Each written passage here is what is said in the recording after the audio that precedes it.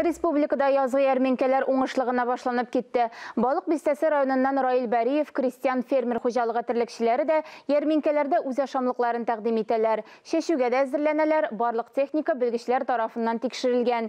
Фермерларда сөт җитештереп эшкәртү дәвам итә. Тракторлар, машиналар, шәшү комплекслары кыргачларга тулысынча диярлек әзер. Хәзер механизаторлар механизмнарның төзеклеген тикшерә. Язгы культураларны 5000 гектарда шәшәргә кирәк. Урлык һәм ашама әзерләп куелган. Бүгенге көндә положение чыгабыз. И по запчастям, и по оборудованию, и бөтенсендә без бүгенге көндә чыгабыз дип әйтәм килә. Сөтчелектә дә эшләр яхшы бара.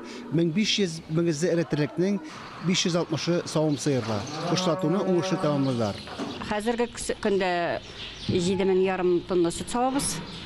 Бер башка 22 литрдан чыга инде.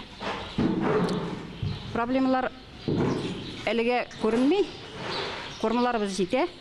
Нормально, тәртип. Башсаннар әйбәт сакланды.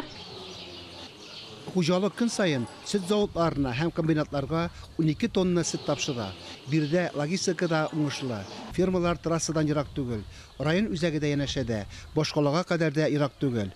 Барысы да үзләренеке. Шуңа күрә санкцияләр фермерларга кагылмаган. Бәяләр белән канәгать 39 сумнан завод итәбез бүгенге көндә.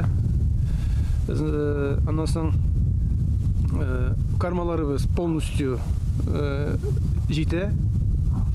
Икенче әзерлек вакытына да көзгә кадәр фуражларыбыз, синажларыбыз, бөтен грубый карма дип әйтәм килә инде, алар барса җитә безнең. Игенчеләр өчен сезон башлана гына, шәһәр халкы өчен авыл хуҗалыгы ярминкәләре башланды инде.